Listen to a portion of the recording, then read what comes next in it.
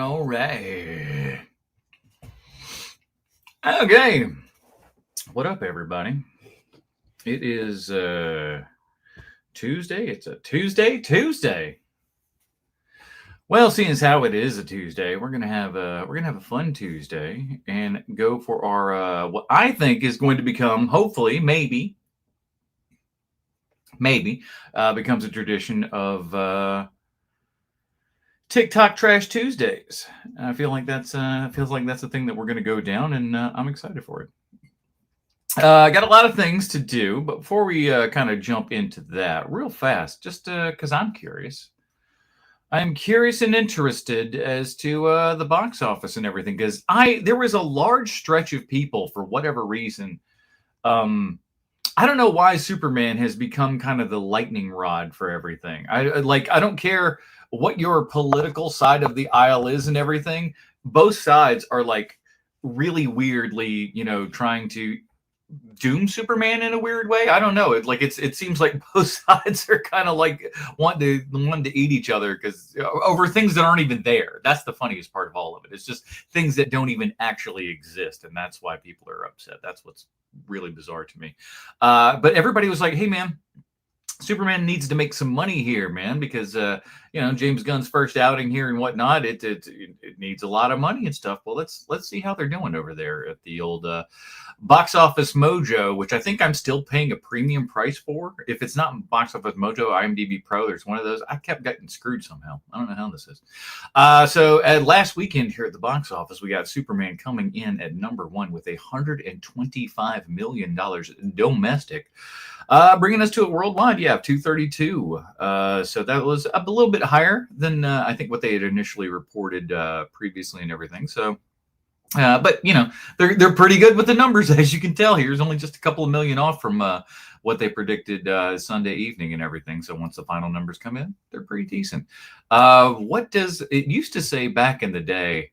Now you have to go and get the whole IMDb Pro and everything, which again I thought I had, but it's a pain in the ass. But they used to have a thing where you could just be like, hey, here's the budget, here's this, here's that, here's all that kind of information. But now they're just like, oh, if you want that information, you've got to pay us some money, which I think is absolutely ridiculous. But what are you going to do?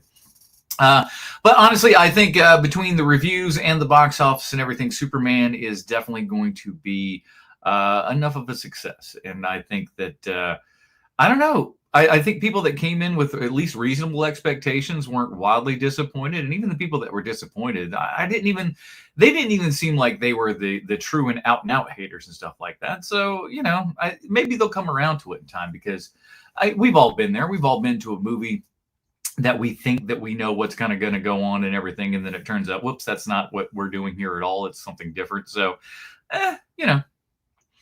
maybe eventually everybody will come around to James Gunn Superman, or maybe they won't. Barry Mitch Hedberg go with me. Maybe they do well, maybe they won't. Who's to say? Or they could do just fine. All right, let's get into it because I've got a lot to talk about. And I say a lot, and I don't know if that's necessarily true, but we're going to find out here for you because me, I go to the TikToks. I get out there and I kind of rummage around and I see what people are doing. And if it's got something to, related to movies and whatnot, I save that bad boy and I bring him out here for our weekly TikTok Trash Tuesdays. Listen, these can be good. These can be bad. I don't know what half of them are most of the time. So it's always an interesting thing to me to see which one will be the thing that we've got to check out. But all right, let's do it. Let us begin. Face. Definitely Godfather. All right. I hate how like this thing will just assume what it wants to do and then just starts playing the damn thing. But let's try again. Let's check out some TikToks. What do we got?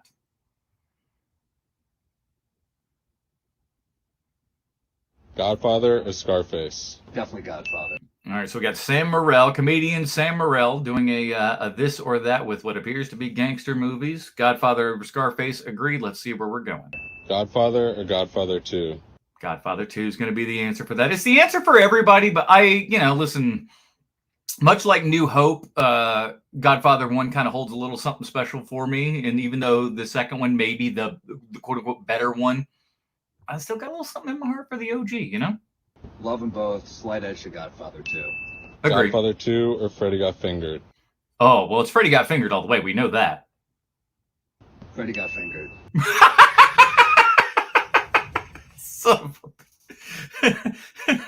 I saw Freddy Got Fingered in the theater, my guys. It was something else, dude. Me and my buddy Craig went to see Freddy Got Fingered because we saw the commercials. We saw the commercials with Tom Green just wearing stupid outfits like a marionette, playing a piano for Rip Torn, who plays his father, singing "Daddy, Would You Like Some Sausage?"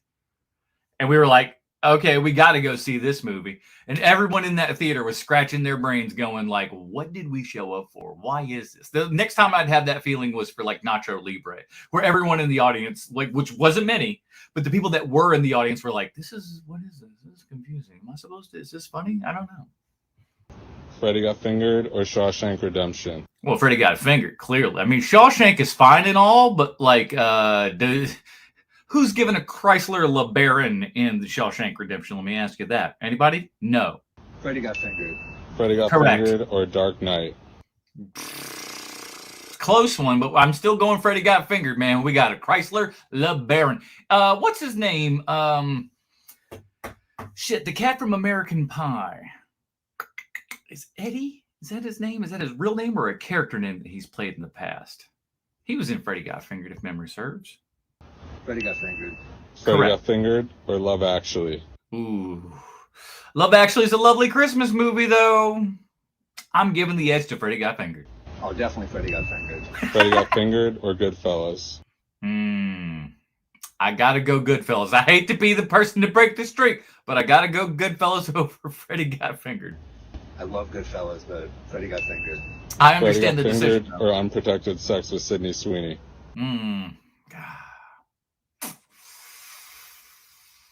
Have you seen Rip Torn? He's pretty great. Freddy Got Fingered. Correct! Freddy Got Fingered for the win. How to review movies and influence people, a step-by-step guide. A lot of people... All right, this should be good. I saved this video because I saw the first couple of seconds of this. We got Kit Laser. He is a prominent TikTok movie reviewer. I don't know if he'd like that particular phrase or not. I don't know what half of these people do, just like I'm surely they don't know who the hell I am or what I do. And I'm doing this for the clout riding off of their backs. You bet your sweet bippy I am. But let's see if old Kit Laser here can tell me a little something that I don't know. Let's find out. People have asked me, what are my credentials to do what I do? What You ain't got to have no credentials, baby. All you got to have is the internet connection and a fat mouth. I've proven that year after year. gives me the right to critique movies and TV? I am a real American. Fight for the rights of every man. That's why I say whatever I want. TV shows. A few people have even asked it in good faith. So what are my credentials? If I was being cheeky, I would say a pulse and a phone and this hat. But That's correct. Well, you could take the hat away. The hat, listen, not for nothing. I hate the hats. I hate the hats. I know why the hats. You know why the hats. We all know why the hats, but I don't like hats. That's just me, and that's just, I don't know. That's just me being a professional. I don't like the hats. Did I go to film school? Did I get a degree in I did, and look at me. Look at me now, Ma. Look at me now. And she's like, yeah, I'm looking at that balance. journalism? No, neither of those things. I worked in journalism. Does that count for anything? I was an editor. I did a video editing and stuff like that. So am I more? Maybe. I did go to college, but it was to study English literature with a double focus in philosophy. So you planned on being unemployed. I at least thought I was going to get a job in the movies and stuff like that. You decided like, hey, listen, I want to get on that unemployment line. That's a pretty common thing for real critics to do. They're writers Yeah, they're jerk-offs that ain't got nothing else better to do, so they get an assignment from the paper that says, hey, go review these movies. Half of them don't like movies to begin with, and all of a sudden, just because their paper needed somebody to fill in the gaps of, reviews and stuff, they hire this bozo.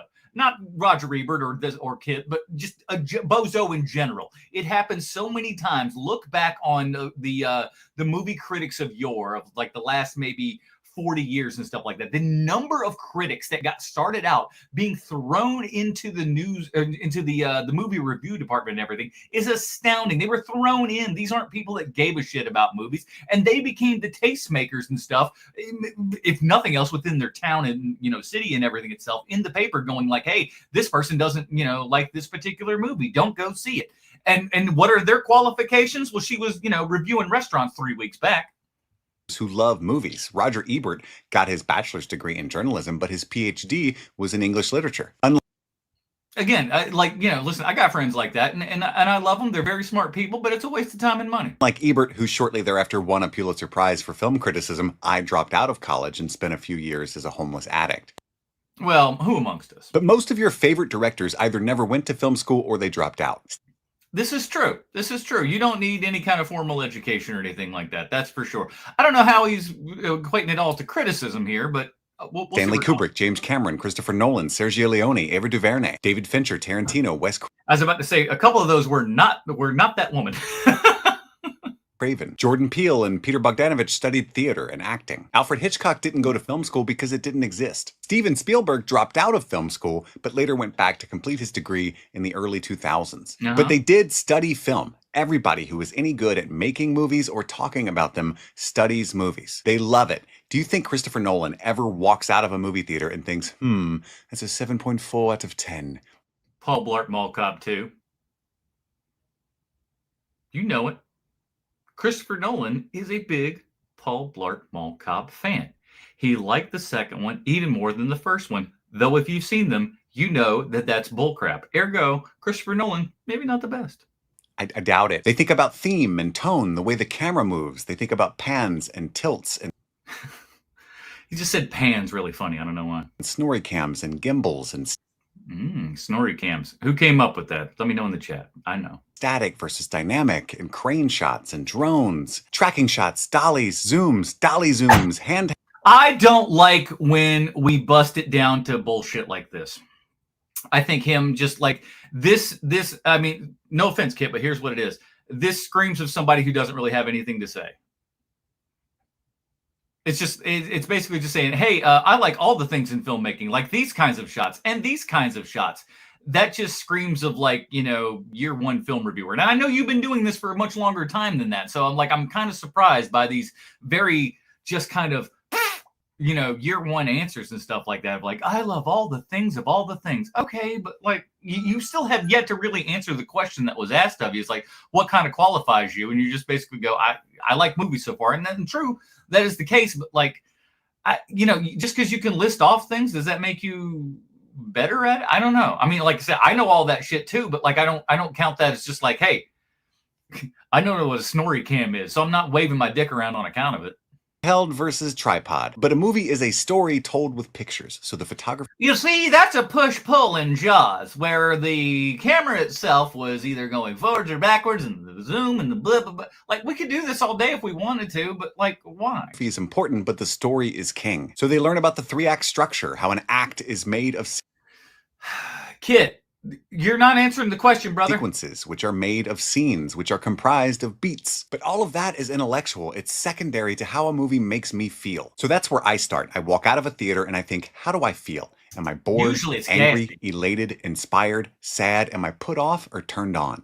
Maybe I feel nothing. That's a bad I'm going to keep some current movies out of my mouth. movie. That's the only unforgivable thing. So I think the most important skill that I have is I'm really good at figuring out how I feel. I'm really good at being honest with myself about what I feel. Once I know that, So your strength as a reviewer is knowing how you feel. Okay. Maybe that plus being able to express that to people. Now we are taking quite a long time here with this, Kit, and we've yet to really get to that point. So I'm starting to question some things, but let's trudge on. using the intellectual things I talked about earlier, I try to reverse engineer that feeling. What is it about those moving pictures that made me feel that way? Write that down. Boom. It starts as a conversation between my emotions and the movie. But it should go deeper. You can then look at text and subtext, context, cultural relevance. Nowadays, people talk about visuals and pacing like they're toppings on a pizza. Forget pacing. Some movies want to be slow. Slow cinema is a whole subgenre. And if not, maybe the reason it felt slow has to do with the character or the performance. Wasn't this an ABC guide to how to be a film critic or some shit? Or the derivative score, the muted How color did this grading. start? Maybe I had a headache, or I was stressed out about my medical issues, or God forbid, I was on my phone and I didn't even watch the dang thing. Maybe I didn't understand the homage or have any perspective on the cultural Anybody starts, does anyone realize the homages in this film? Are we like, I mean, like, again, I've had a movie podcast for well over a decade, in many forms. I can't count in my hands the amount of times that we've talked about shit like this, because it doesn't matter, because ultimately that's not what people are wanting to hear anyways. trauma it was referencing. Maybe I need to learn something, or maybe it's just not for me. That's what I do. I recognize that movies are the highest art form. The conjunction of photography, literature, athletics, music. And again, like he's coming off like my what grade was that? 10th grade English teacher. Mr. Schultz. You're coming off like Mr. Schultz. Mr. Schultz really loved English. He loved teaching English so much so that one day he would read us a poem. I couldn't tell you what the poem was about. Jabberwocky is the only thing that comes to mind. It's not that, but like, that's a phrase, that's a thing he would say a lot. But he would go through and he would read this poem, and by the end of it, he was like spent, right? So you just saw your English teacher start reading a thing about how the beauty of poetry and how the words rhyme and flow off of your tongue and blah blah blah blah blah. It was just the most flowery kind of jerk offy language about art and literature and stuff like that. And by the end of it, he was just like, whoo! I was just like, somebody need to give him a cold shower or something? What's going down? Kit's giving that kind of vibe right now. It's just like, I love all the things. Bad, dude. Dance, theater, even science and carpentry. Hundreds, sometimes thousands of people working together to tell a story. And yes, produced in an industry that is historically corrupt, labyrinthine in its cruelty. Warped. Yeah, which is hilarious, isn't it? To me, that's the most hilarious thing about all of Hollywood, is the fact that they will sit there and look at the rest of America or the world and say, we are your moral arbiters, but yet they are the people who are constantly having all of these problems. They have to have unions to make sure that their coworkers don't exploit them and stuff like that. For people that really talk about being our moral betters and everything, they often don't live up to those standards. By its obsession with celebrity and wealth, often used to manipulate and oppress, not to tell a story, but to change a narrative. That's why it's extra important to study. Or maybe you're more into books or sports. That's cool too. If you're into books and sports, you're gay.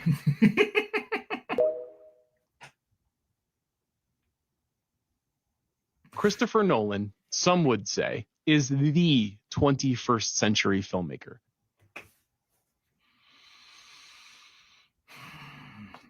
Christopher Nolan, he emphasized the 21st century filmmaker. Let's see what he means by that. The most successful and significant maker of movies in this century. Now, we also got to remember, we're counting this century as from 2000 and on. So, we're only looking at 25 years, not even yet, of 25 years of cinema history and everything. Is within the last 25 years, is Christopher Nolan the filmmaker? I don't know. It's a tough one. I'm certain that there's arguments for it, but let's see what their arguments are. Do you agree with that suggestion? Certainly of movie culture as we know it now, and as we have been marveling that it, Christopher Nolan is the reason for all the film bros, man. He sucks. It has died many deaths this century, and then seems to be back, and he's played a big part in bringing it back. So maybe signature is the right word. I think that because of the way that he was kind of narrativized as Spielberg meets Kubrick, Sure. that is. Do I agree with that statement? Christopher Nolan is like Steven Spielberg meets Stanley Kubrick. So in Stanley Kubrick, I would say, as far as from like a visual perspective, as to having a solid kind of mind as to where you want to go with your movie, what you want it to look like, and you have a very defined vision and everything, I can definitely see that aspect of Christopher Nolan. With Steven Spielberg, I would say, like, there's a bit of it just become the big, grandiosity and everything of Christopher Nolan could be comparable to Steven Spielberg. But Steven Spielberg has more heart in his little finger than Christopher Nolan does in his entire body. That's the big difference, and that's one of the reasons that I think, at least at this particular point in his career, Christopher Nolan will go down as like, one of the great directors and everything, but I don't think that he'll go down as somebody that is, as significant as Steven Spielberg because of that lack of heart. Who this guy is. Yeah, it's like, imagine if Kubrick directed an Indiana Jones movie. I just don't see it that way. And I think I've actually come to understand better like who he is and what he represents in movie culture, because he's not like either. Exactly. You know what he represents in movie culture? Phony baloney. Because Christopher Nolan is kind of the ultimate that, right? Look at Jonathan Nolan. Why does Jonathan Nolan speak with a perfect American accent? And Christopher Nolan does this like, you're not quite sure where he's from. He's born in Chicago. Just saying. Interstellar had a lot of heart. I will give you that, Mike. I will give you that. Interstellar did have a lot of heart. And I to be honest with you, the more I watch Interstellar and the more times I give that movie, the more I start to really, really actually like that movie. So great pull for that one. You're definitely not wrong there. Comparatively to his other films, Interstellar definitely does have the most heart to them. Yeah, good call, bud. For those guys. No. And it's useful to be removed from that period in time and look back at the movies. You hate movies. Yeah. That's why I do all this bullshit. I hate them. Let's find out why. You do. Well, let me explain. So, All right, you better explain. so art is something that we should be seeking out. We should develop our own tastes for what we like and don't like.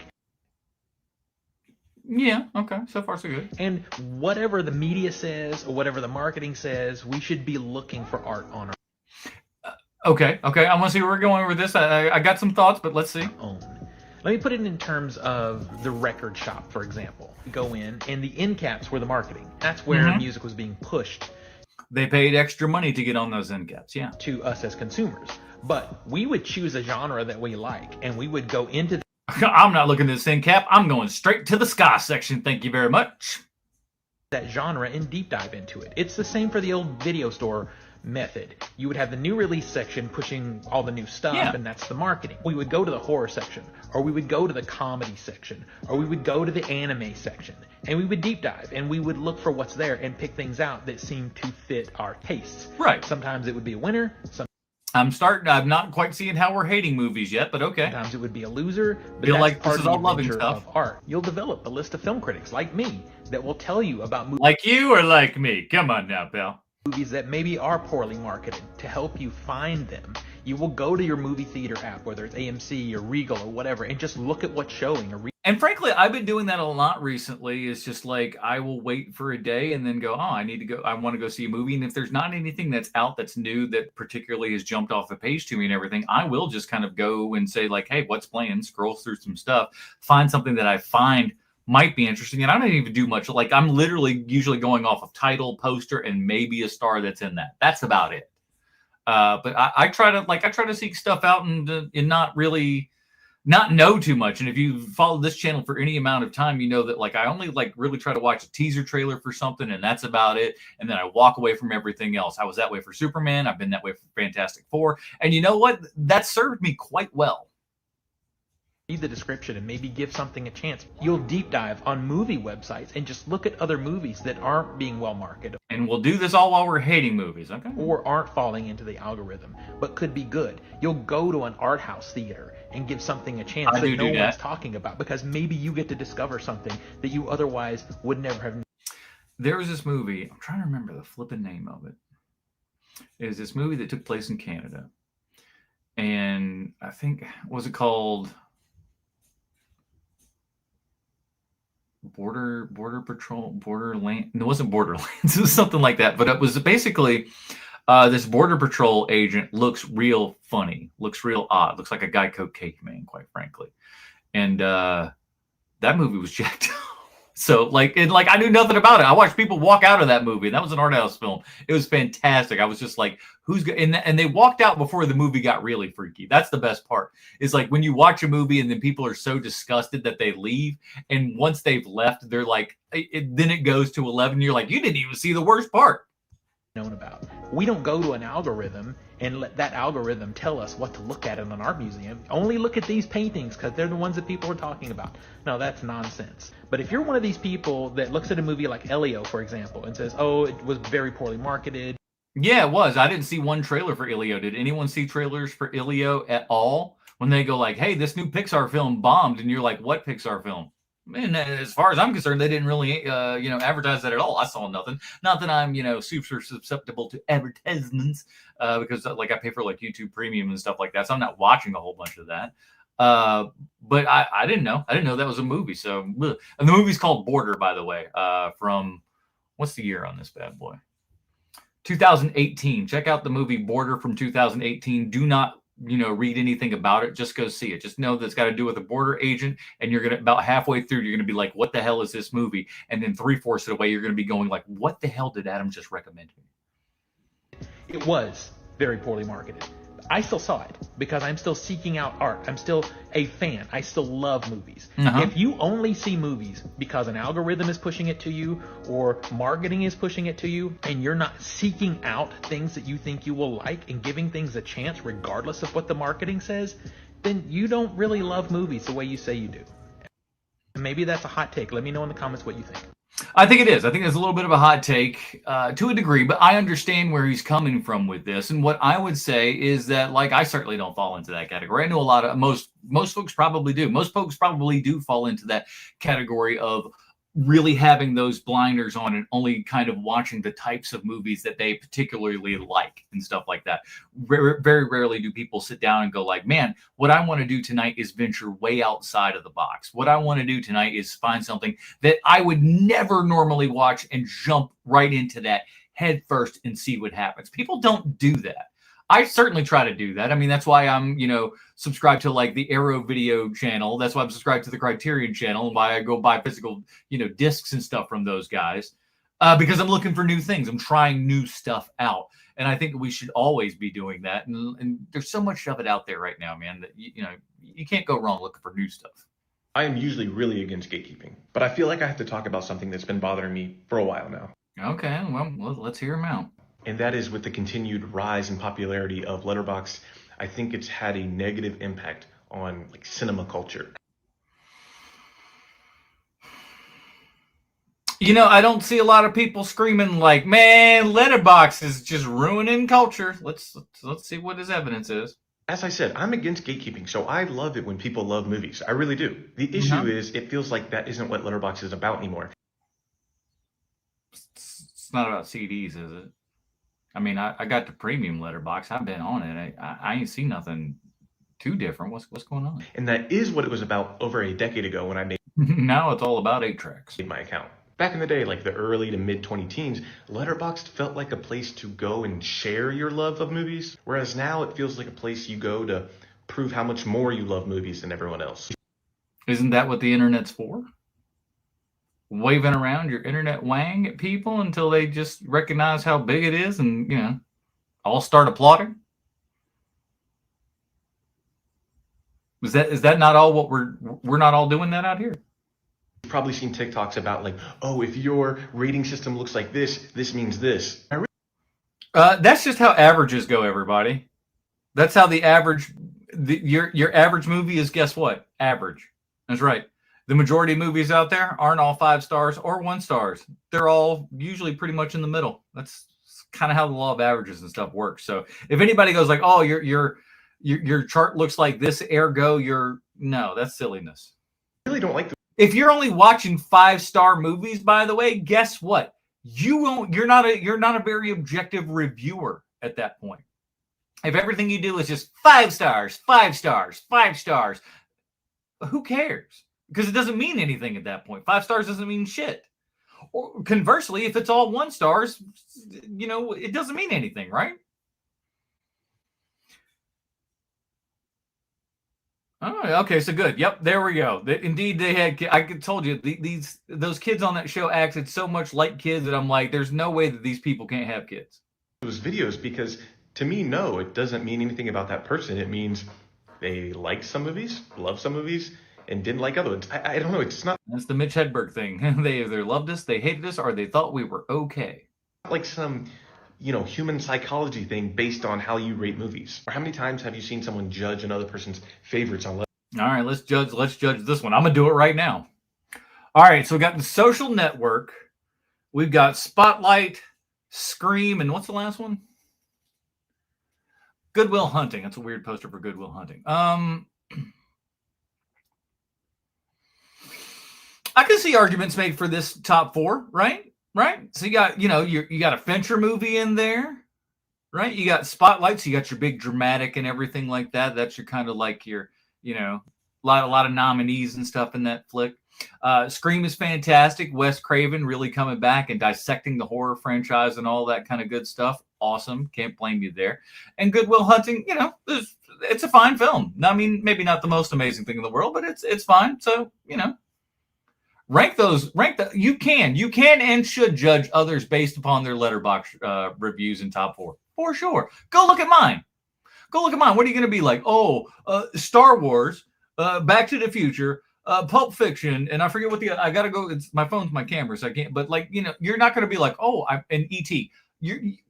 Surprise, surprise. He likes good ones. He likes good movies that are very, very popular to everyone. If anything, that's what people would, shank me for with my letterbox, is that they'd look at my top 4 and they'd be like, wow, this is the most predictable thing for someone that's your age. Letterbox, like that means something. So many people that go live on TikTok and their whole thing is, hey, drop your letterbox. I'll go in and I'll judge it, or Man, I always wanted to do that. I don't got a big enough following for that and stuff like that. But trust me, if in this channel gets up to a point where we do that, that will be something that I implement within this show itself, is reviewing your letterboxes and laughing or applauding. It could be or applauding. That's something I definitely want to do. And that to me just feels icky, because you're going. No, it doesn't. Come on. All of this is judgmental. All of art is judgmental, and nothing is. And one could argue that your reviewing of this in one way or another is an art form in and of itself. Ergo, we could look at you and the collection of art that you review, and as a art itself, review that. What's wrong with that? I don't see anything wrong with that. Going in, telling somebody that their subjective opinion, their taste on movies is somehow invalid because no. I don't think that like those. Okay, yes. If anyone is coming in and saying your opinion is invalid, then that person's a jerk. That person's a moron and doesn't need to be anywhere within the film conversation. But someone that comes in and says, hey, I don't agree with this take, and that can argue with it with, panache, for lack of a better word, like that, those people are fine. I don't think there's anything wrong with that. And I don't think that you should be able to defend the films that you like too. If somebody just goes like, oh, I don't think this is a good movie, shouldn't you be able to defend it? And if you don't want to, just say, forget it and block them, I don't care. It just feels like Letterboxd used to be a place for those who love movies. This place used to be cool, man. And wanted to talk about movies with anyone and everyone who would listen, because maybe people in their personal life didn't care. And the reviews that people would write, they were thoughtful, they were, imaginative. Now it's 1 star. really got the essence of what someone thought about a film. Whereas now reviews feel like, oh, what is a short little thing I can write that people will think is funny? Well, yeah. I mean, I'd be doing that because sometimes I don't want to write a whole thing out. Now, like, for example, though, I did my Sinners review on Letterboxd is gigantic because I wrote like a script and everything for a review, and I just never really got around to doing it because I was afraid everybody's going to call me racist for not loving the film as much as everyone else does. I like the film, but I don't love the film as much as everyone else. And then I just didn't want to. I didn't want people dogpiling on me. So there's things out like that, but most people don't want to sit and write a whole damn dissertation and stuff like that. That's why I do podcasts, so I can yap and not write. I've been in a theater, and I've seen people have Letterboxd pulled up on their phone as they're watching the movie, as if to say they already have their rating, they already have their review. And again, like, that just feels... No, it's not. They're prepping. Distasteful. I don't want to hate on Letterboxd because I think... And actually, at the same time, too, they're probably also like me and will start to forget things and then not log them. And I don't log it. Like, I always go like, hey, this year I'm logging it all. And I never do. I pay for the premium and I never even log it. The company's awesome. I think the app is really cool. And I don't even want to hate on people who are on Letterboxd. I'm on Letterboxd. But it just follow me, please. This is all just an ad for him to be followed on Letterboxd. You son of a bitch. I know where you're going at. There anymore. And it definitely used to be. Perhaps the app has gotten too popular. And just like anything that's popular, I think performance comes into play. I don't think Letterboxd is all that popular. I mean, it's popular enough, but I don't know that it's like all that popular. So you may not even love movies, but you're performing the idea that you love movies. Or vice versa, you're performing the idea that you hate. A lot of motherfuckers calling in people's liking and possibility that they may or may not like something these days. It's a little bit disturbing to me that how much so they're going in on the like, hey, you don't like the stuff enough. Movies. And I think that's just as destructive. And I guess what I'm saying is I just wish that film appreciation was brought back. This is not to say you can't be critical of film. I think being critical of film is actually part of appreciating film. I just wish... My man is stuck in a rock and a hard place. I understand his thought, but like it's not... I don't know this being conveyed as best as he could. That the culture around film felt more real. Your popcorn, sir. No, I want more! Okay. So what they're doing here is this is a movie theater. They've got a little sketch going on. Phoenix Theaters. They got a little funny sketch here going on. We might want to stick to our day jobs of working in movie theaters instead of working in Hollywood. We might want to show the people of Hollywood because I don't know that the acting is going to be there, but let's find out. He got mad. He didn't want that popcorn. He wanted a bigger one. Sorry, here's this one. That's still not enough. I want more! Good lord.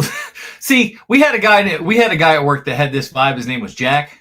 Jack had this vibe right here to like, he'd be doing a good job, but at the same time too, instead of like really committing to the bit, he kind of giggles and laughs like this dude is doing, which is a real pain in the ass because it's just like, you're not doing it, man.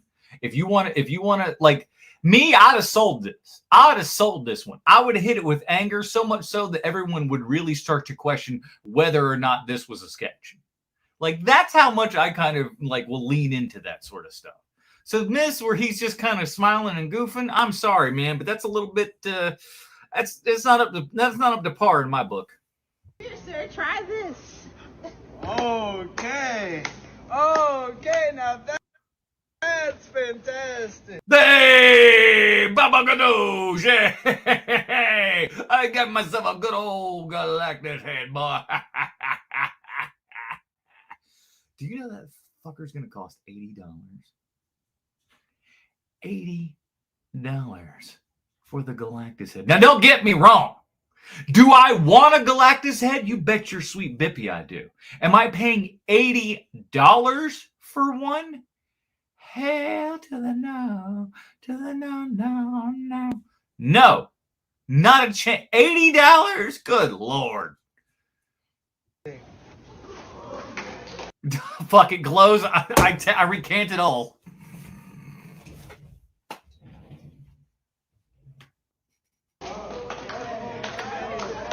I didn't know it glows, dude. Come on. All right. Milady, 'tis the clobbering time. Okay.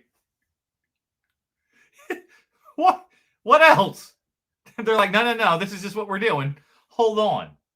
It's still playing. I did not pause this. I don't know why they just threw in a picture of a thing wearing a monocle talking. It's about the clobbering hour. Okay. I just proves to you I don't watch these TikToks. I would not have left this much bullcrap in there. What is this? Okay, here we He go. says I am Groot in the comics. And James Gunn. By the way, James, did the people of GQ dress you in this jacket? I think that they did. I've seen you. I've seen the clothes that you wear and stuff like that. This does not feel like you, my man. This feels like something GQ put you in. It's far too big. It's sloppy. It doesn't look good. That black pocket in there and everything. No bueno. Don't let GQ dress you, my man. there's a weird explanation for it that he can only, it's some strange thing. Now things have all been changed so that they're more like the movie. But in my version, he said, I am Groot, and only really Rocket understood what he was saying.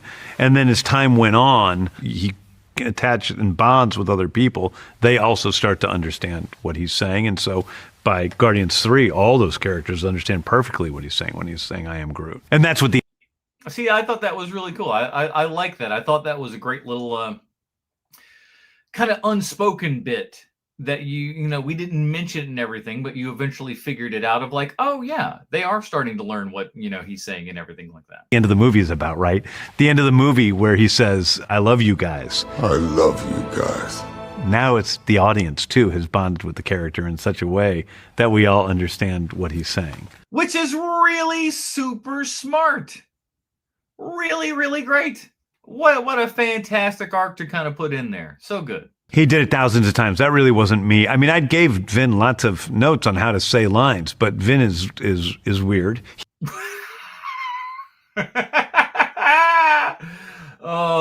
Has anyone just read between the lines right there when he goes, Vin's a little weird? That really means Vin's a bit of an asshole and just does what he wants to do. We figure, hey, he's got I am Groot. He should be able to handle this. I gave him directions, but clearly he just did whatever the hell he wanted to do. And eventually we just kind of picked out the ones that worked. That's essentially what he's saying right here. He would have something in his head about how the way he needed to say something. It'd just be again, and he'd be saying like, I am Groot so many times.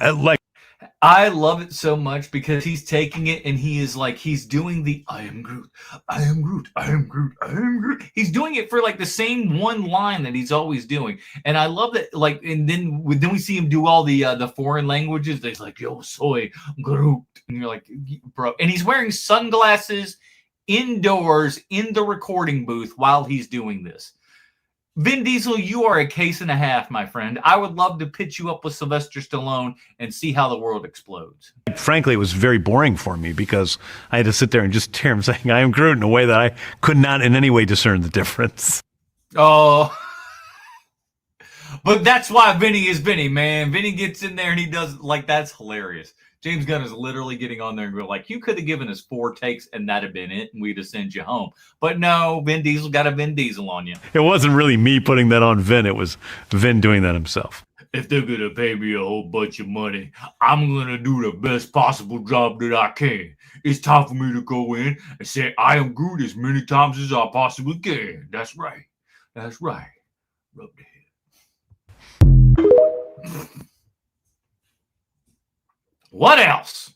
Honest truth, here's why David Cornsweet is working better as Superman and also working better for women than Henry Cavill was.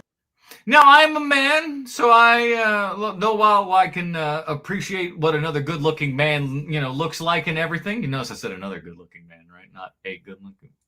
Anyway, I get it. Even as a straight man, I can look at another man and go, that's a handsome fella right there. Comfortable enough in my own sexuality that I can do that. You couldn't in high school, right? You were just like, I don't know anybody. Who's to say what that guy looks like? I don't even look at, like, there's guys in the world. I don't even see those dudes. All right, pal.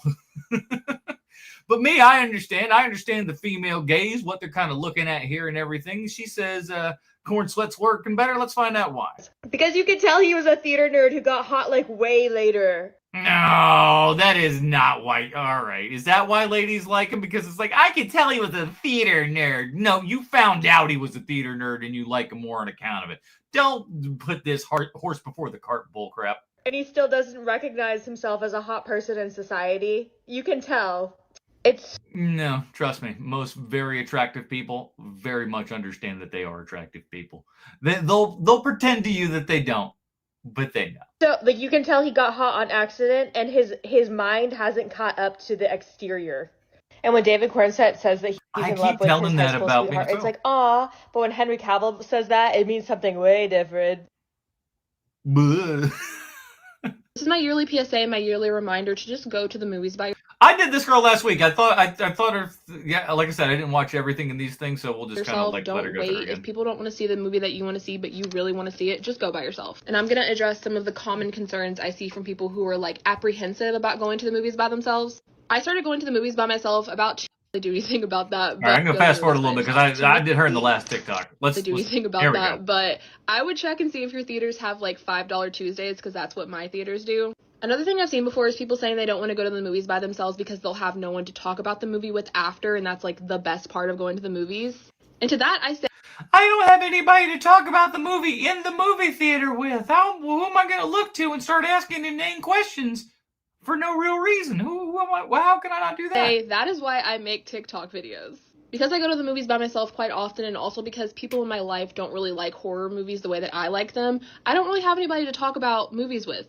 And that is why I talk to my phone and I post things online because I need to get these thoughts out. And then also when I post it online, sometimes it creates a dialogue in the comments and all of a sudden we're discussing a movie. But anyways, don't be afraid to go to the movies by yourself. To me, it is one of my favorite things to do. It's so like freeing and nice. And if you do want to go to the movies by yourself, but you don't want to go when a bunch of other people are there, try to go during the week and preferably... How many times are we going to say the same thing? Oh my God!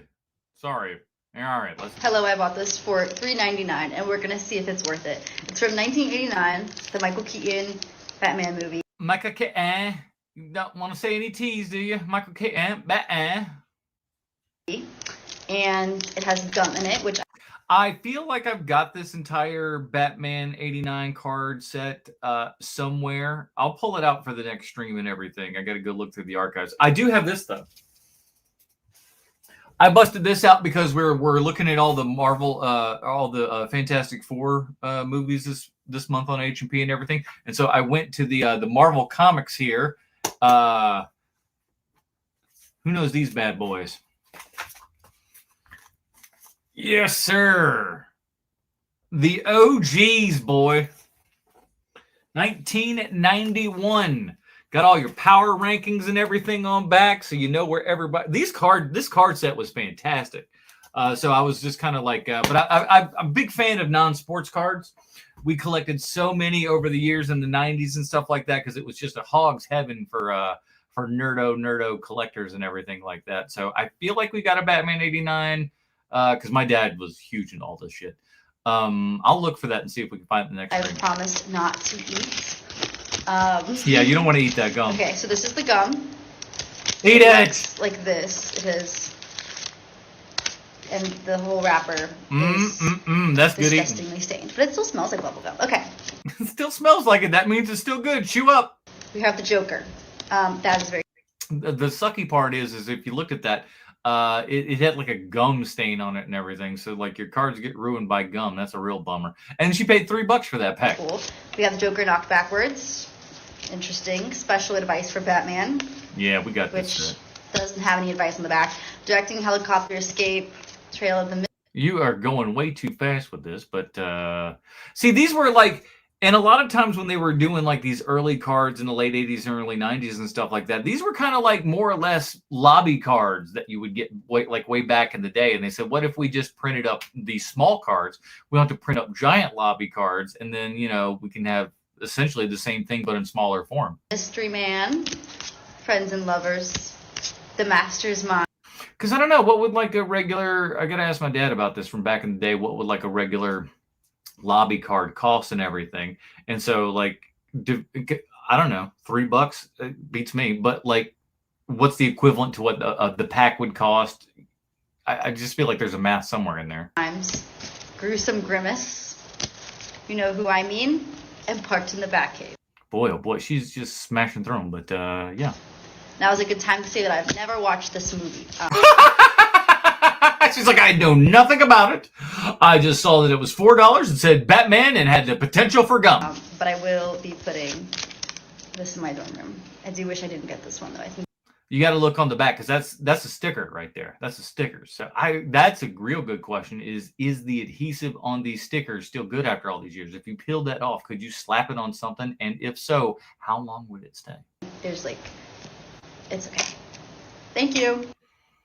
I think those were stickers, which you saw on the back there, where they had the little picture that you would put all together. So you'd put all. Let me see if this book has any. Yeah. So these are 6 front cards from the 60s where you could put them all together and they'd have your big kind of picture and stuff like that. They had, so that's basically what those Batman cards had as well. You see, the ones in the 60s, those were just like, yeah, this is a 66. These were just kind of like comic book panels for the most part. Good stuff. I ought to do a video on that. But I saw this on Twitter, and this person tweeted about how boring the Sinners DVD Blu-ray menu is because it's just like a still image. It's not anything exciting. Okay, I remember why I got this video now. She's onto something here, and I feel like I got a whole video ready for this topic. And I wanted to talk more about this because I feel very passionately about this subject, and I feel that we're losing recipes when it comes to DVD menus and them being cool because they used to be pretty cool. That is correct. There were also some times where they were crappy, but let's get into it. And what's really funny is a couple months ago when I did my Final Destination franchise rewatch, I was thinking about this too because I own all of the first 5 movies on DVD, on physical media, and specifically Final Destination 2 has such a cool-ass DVD menu, and I'm like, it's such a lost art now. And just in case you don't own Final Destination 2 on DVD, this is what the DVD menu looks like. Obviously, you can see it's kind of elaborate. I think this might be Evan's Kitchen, I'm not sure. But this goes on for quite a while. It's just some really cool little details and stuff like that. And trust me, I understand. I know that physical media is not as popular anymore, and that's probably why they don't spend a lot of time putting a lot of They're losers, I tell you. Effort into DVD, Blu-ray menus anymore.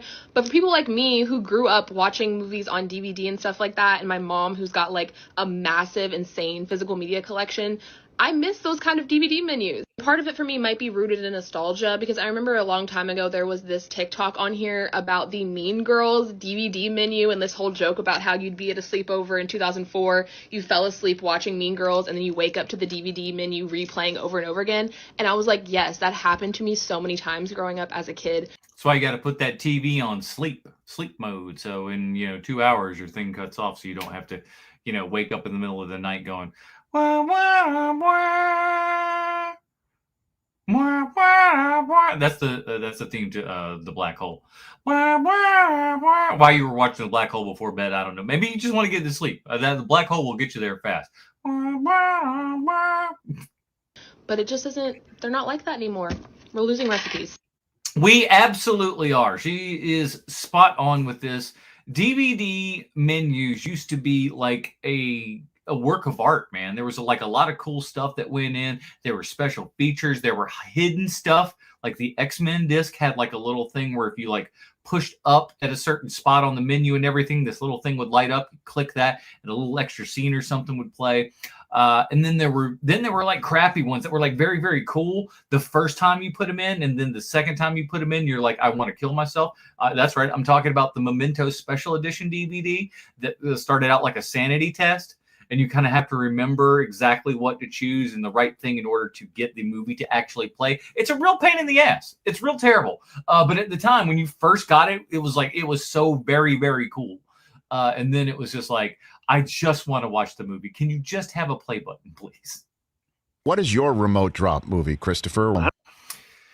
Okay, this is one of the few ones where I've watched everything and for this TikTok, and it's unbelievable. Let's talk about it. I haven't heard the remote drop as a phrase. That's a fantastic one. There you go. Yeah, I love it. And there are so many. I mean, I flick around, and if there's an old movie playing, I mean, God, anything by Kubrick, It's the most obvious answer in the world coming from you, Christopher. Okay. It's a remote drop, but some of the great comedies too. And I mean, Talladega Nights, I'm never going to be able to switch that off. Okay, now. Who believes this? Does anybody believe this? Does anyone actually believe that Christopher Nolan's movie that he would not put down the remote, Christopher Nolan's movie that he would put down the remote for and just continue to watch is Talladega Nights? That's what you're telling me.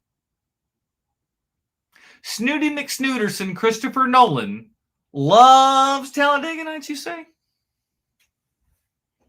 I don't know, man. I don't know. Now then, really, what the Ballad of Ricky Bobby is a Christopher Nolan mic drop movie? Is that what you're saying? If you ain't first, you're last. If you ain't first, you're last. Feels like he has this one chambered. Okay, here's my theory. Because I've asked someone that worked on that movie. I said, "Hey, man, old Christopher Nolan says a movie you worked on was one of his favorite movies. How's that make you feel?" And you know what his response was? His response was, "I think that's bullshit." He doesn't believe that. And I think he might be right. I think this might be Christopher Nolan kind of pulling a Tom Cruise, showing up and just going like, "Yeah, I know how to human. I know how to human real well. What are you talking about? Come on."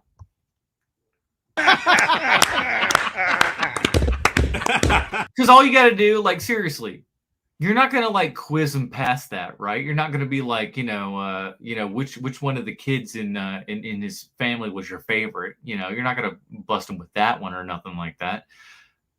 All you got the line. You just tell him, "Hey, man, I love this movie." Give him a line, and Rich Eisen's pooping his pants with laughter. Kind of smart. Makes him an everyman, doesn't it? You don't hate him as much because you're like, "Oh, he's not a snooty fart. He likes Talladega Nights. I like Talladega Nights." You're not wrong, Christopher. You're not wrong. I'm just that's fantastic. That does Will Ferrell know this? Did you just reveal that? He does now. He does now. Will Ferrell's like, "Your check is in the mail. Thank you very much, sir." Okay. I'm calling horse shit. What's next? You're telling me that all the adult women in the world, let's just focus on Metropolis. Okay. You're telling me that not at least 100 women in Metropolis aren't being like, "I'll be a part of Superman's harem. Where do I sign up?" You're telling me none of the women are doing that in Metropolis? None of them are like raising their hand, tweeting out. They're just all like, "Ugh, no. Oh my gosh, Superman, you're a disgrace." My man is on fire. He's not wrong. Superman wanted to start up a harem and just kind of came out and started saying that and stuff like that. You'd have ladies flocking. None of them are like, I'll be a part of it. I can't believe that. You know they would. You know they would. I'm like done giving things star ratings are so fucking stupid. Okay. This is gonna be good. The gentleman that's talking right now, Jesus Christ, I gotta turn off the notifications here. My God. So loud. How is that? Oh, it's because my brother, he goes through the sleep mode. That's how good he is. Yeah, we're talking like this guy up here in the top left and everything. He's had some very I'm gonna call them questionable takes lately and stuff like this. This is his thought on the star system and how it's stupid, and I'm here to talk about it. And I think star ratings are like this was my beef with Letterboxd before I like gave out my Letterboxd. I'm just like, so much of this and so much of the made up hatred and discourse and all this bullshit comes from star ratings. You slap a rating on something and say it's good, it's bad, and everyone has a different idea. Oh, Sean said it's 2.5, can't be good. To me, I'm like a 2.5 is fine. I might enjoy a 2.5. Like. Okay, so far everything is subjective. Yeah, that is how the star system works. They're subjective. Different to everyone. There's no objectivity. Right. That no reviews are that. They're all objective. There's nothing that's subjective in the realm of review.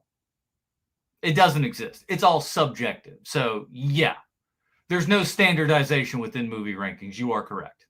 So what is even the point? Like, the point is to have at least some sort of standardization.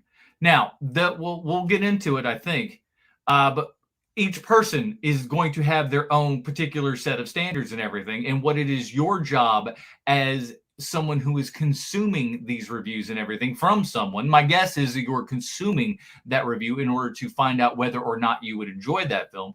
And you will eventually, over time, find out what critics you agree and disagree with. People that listen to my podcast for a decade now because they like the stupid crap that we say.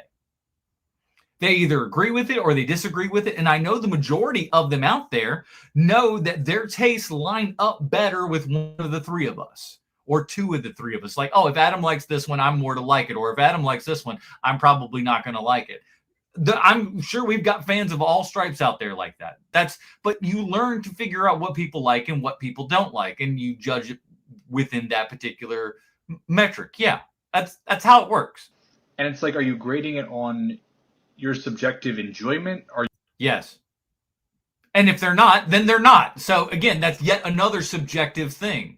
Why is this difficult to understand? Are you someone who thinks you have an objective scale of quality? Like, do you really consider? Oh, so at this point now, you're making determinations that they're not smart enough or something, or that their review is not worthy enough to have a star rating? Is that what we're saying here? Very confusing. Consider yourself a critic where you're saying, you know, I have a very strict scale where I'm saying this element is responsible for like, everyone is different. So how do we have this? Because Letterboxd says half a star through 5 stars, we all just have to do this. Like, it's just. Yes! Because otherwise it's wild and crazy. Do you want a system that has, well, this one's got stars, this one has letters, this one has feelings. What do you want? It's a standardization on a platform throughout the entire system. Yes, those are the ratings with which you get to choose from. Are they subjective in amongst themselves for each individual person? Also, yes. What's the problem? That's another tangent, but I think that is kind of at the core of a lot of this bullshit. And if you can just look beyond the star rating and get into like just how you feel about it, you know, say watch it, don't watch it, whatever. I just think sometimes that's a waste of time. Yeah, it's much like this actual TikTok, a waste of time. Here's how it works, kids. You have a review. Let's say someone reviews something on, let's say somebody makes a review on Letterboxd. They say, oh, it's 3 stars. That's their opinion of it. 3 stars equals good. 1 star equals poor. 2 stars equals fair. 3 stars equals good. 4 stars equals very good. And 5 stars equals excellent. Any mix in between those, and that's what that movie means. All right? And so when you look at that, that will give you a quick 0.5 second realization as to what this person's opinion of this movie was. Now, I know what you're thinking. What do we do? How do we know where to go from there? Well, it's super simple. You look at that and you say, I wonder how they got to that star rating. Be it high, be it low, whatever it is. You look at it and you go, how did they get to that point? Then you look at their review. Read their review. Guess what? If they don't have a review, skip it. Because you don't care about their opinion because it's not there. So you might question it for a second, like, well, why they rate that 2 stars? That doesn't make any sense. I really, really like this movie. Well, let me click on it, see what they wrote. Oh, they wrote nothing? Well, then I don't give a shit about their opinion. And then you just move on. Why we're making a federal case out of it just seems like something to be angry about, I guess. I don't know. My philosophy is you spend $250,000 on a set. $5,000 a day. You're going to put $8,000 worth of lights. You're going to put it on a soundstage. It costs you $5,000 a day. First of all, that's the rental price for those lights. That's not the actual cost for those lights. That's the rental cost for those lights. You're going to bring a $150,000 crew in. You're going to bring actors in from all over the world. You're going to put them up in hotels. They're going to come there. And the idea is to get them out as soon as possible. Who wants to live like that? He is correct. And let me tell you something. This is why David Fincher makes fantastic movies. This is why when you watch a David Fincher movie, you're not looking and going, wow, what a horrible performance. Because he gives a shit. because he's going to take the time to do something. Like you just said, you spend all this time, you spend all this effort, you spend all this money, and you want to just bounce through it as quick as you can? Quit being a jerk. If I fly you in from Iceland and you're supposed to do one day, I want to make sure that we get it. There's a point in time, whenever an actor says, I'm sorry, I lost. Can we start again? They were great. Right before they pull the pin on the whole thing, they were great. And I've shown, it's that thing of when you fall face first into something and you kind of know, you know what the text is and you know what you're supposed to be doing, but you lose your train of thought. And this is one of the things that David Fincher really gets and understands, and why he does as many takes as he does, is he's trying to remove the artifice of everything and get down to an actual real and meaningful lifelike performance. And you very often can only get to that point once you've kind of flushed through the artifice of acting. It's once you've gone beyond just, reading your words and you're just kind of living the script out and everything. That's why, David Fincher's over here doing 100 takes. He wants to get that moviness out of you and get the realness into you. And that's what he's talking about here. It's almost always the most exciting thing. Something is really, and I almost know when somebody's going, oh, fuck, I'm sorry. It's kind of when you're. Because they felt the realness in there. That's the weird part, is that when they do that, when they're stopping in those situations to when something feels like it's about to be real, they're about to have this nice real moment and everything, and they stop it. They stop it because they're outside of the acting realm at this point. They're not acting anymore. They're kind of being, and the being doesn't seem right because they feel like they should be acting because that's what they're there for. They're actors, right? But he wants you to be. He wants you to be in that moment. And the second that you started to slip into it, that's when you got uncomfortable because you were like, oh no, I'm out here with no clothes on. What's happening? Because you're defenseless. The mask of your character is your defense against everything. So once you kind of let that mask go and you're acting, that's the scary part. Doing this, and then everything goes kaflooey.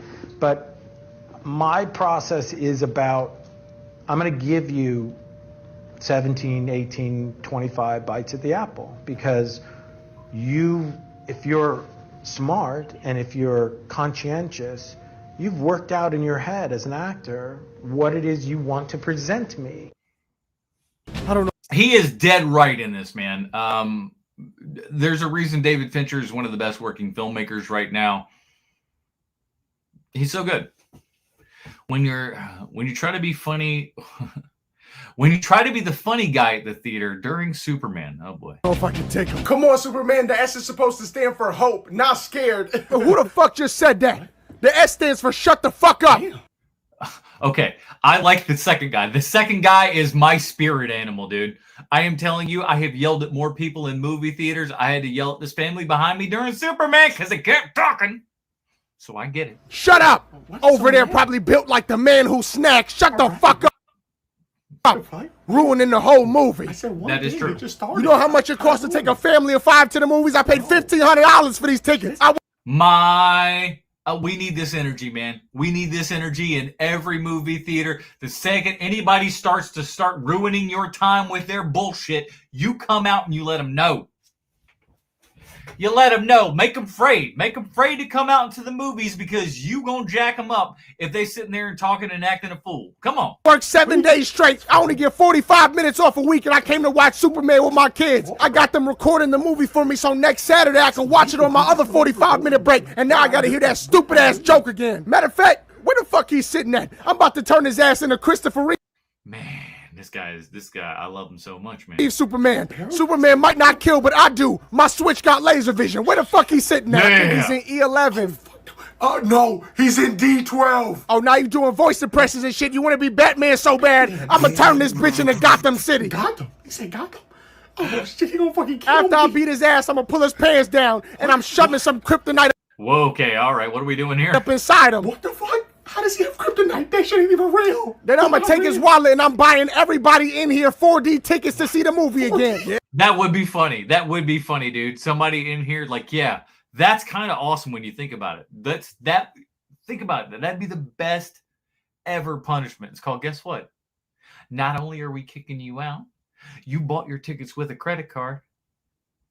You got to buy tickets for everybody to come back and see this bad boy again because you ruined it, son. Watch people get better. Watch them start acting right. Yeah. Bro, I can't afford that. That's like $100,000. I got to get the fuck out of here. What else? I'm doing something a little different with this installment of 50 Films by Female Filmmakers because I want to talk about a producer. We haven't done We're not doing 50 of these things, all right? How fucking long is this one? that yet. And that producer is Deborah Hill. I think Oh, Deborah would be yeah. most notable for being the producer Halloween. on the original 1978 Halloween. What a lot of people don't know is she also co-wrote that film. She co-wrote the second one also. Halloween is the we don't talk slasher about by that one. which all other slashers are compared. There are films that would be considered slashers before Halloween, but Halloween was the film that really set the formula on fire, and it brought us knockoffs like Friday the 13th and so many others. But looking across all of those, like Ron Howard and others, none of them do it as well as that original Halloween. Carpenter saw an article about babysitters being unalived, and from that article became unalived means killed.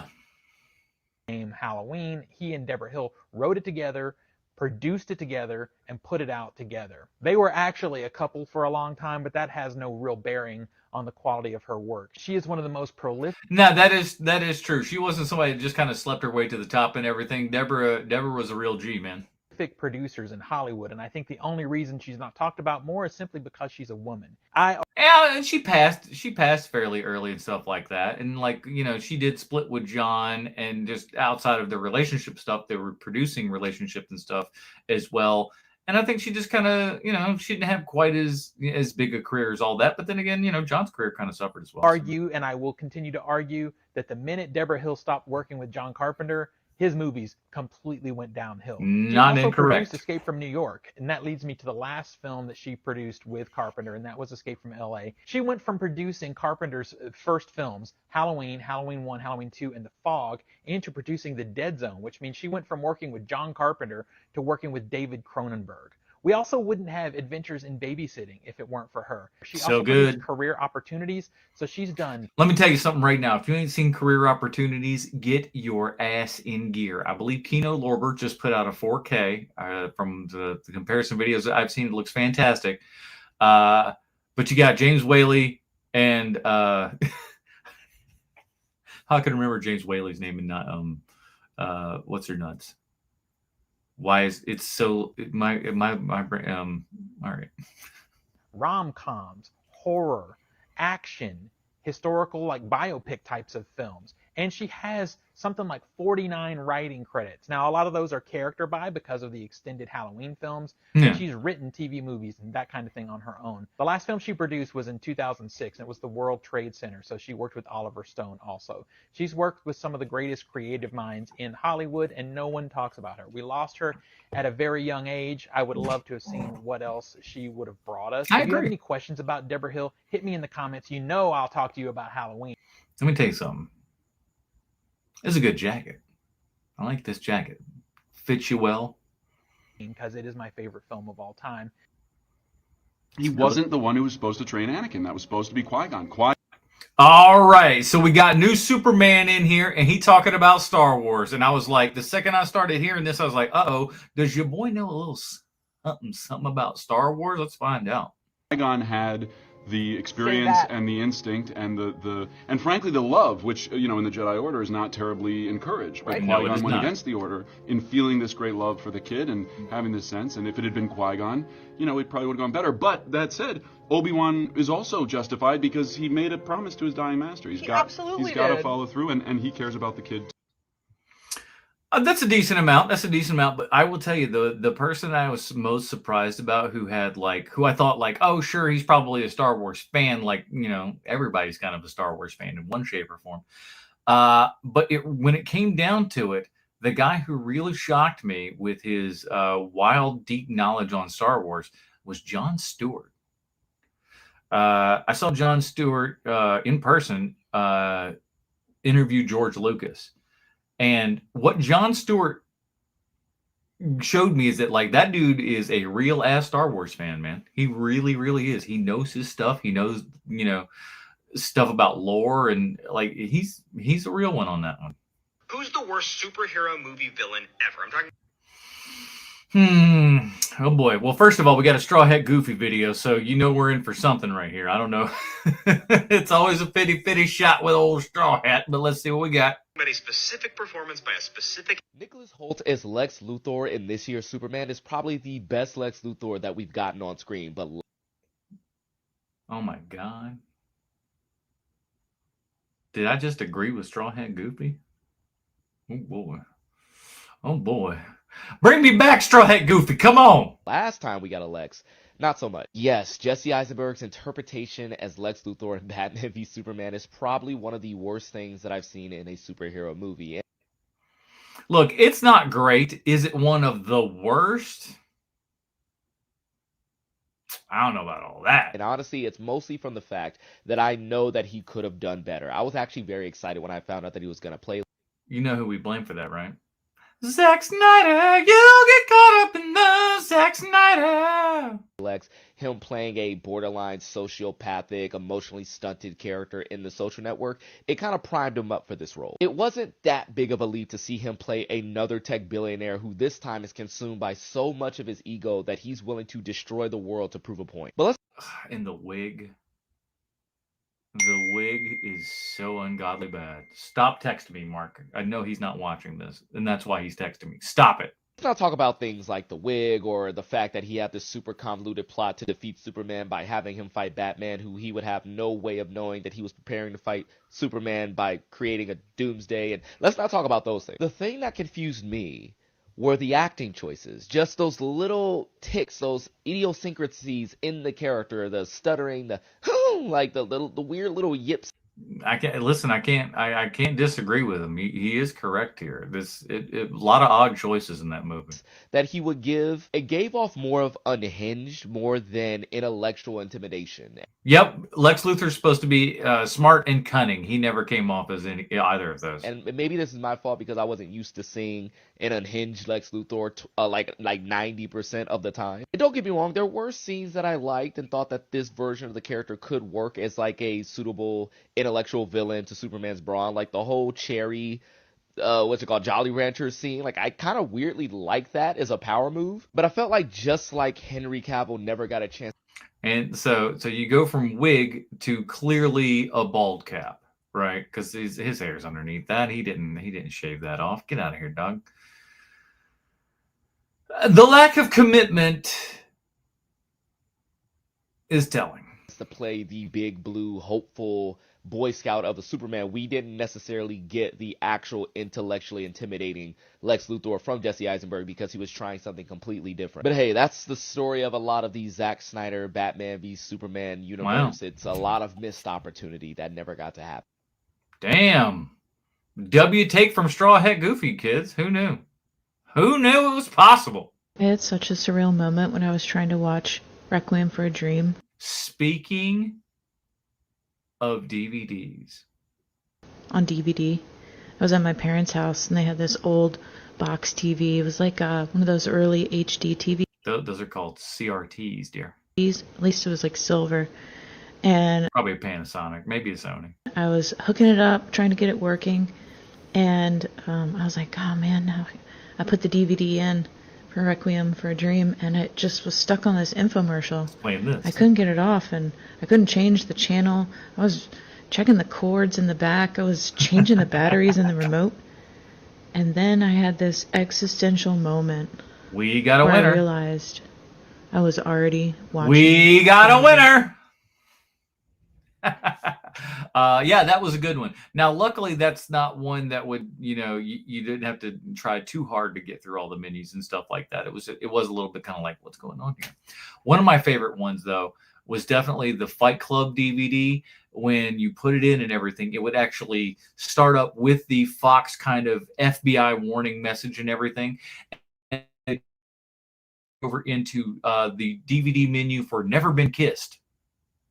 And then it would blink a couple of times and then Fight Club would come up. It was really, really cool. What is a horror comedy that's actually scary? horror comedy that's actually scary.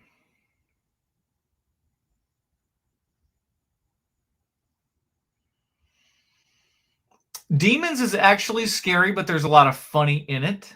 I'd put Lamberto Bava's Demons in there. There's, so I'm sure some people would say like your Shaun of the Dead and stuff like that, but I don't know how scary Shaun of the Dead truly is. Evil Dead 2 is an obvious choice. Let's see what he got.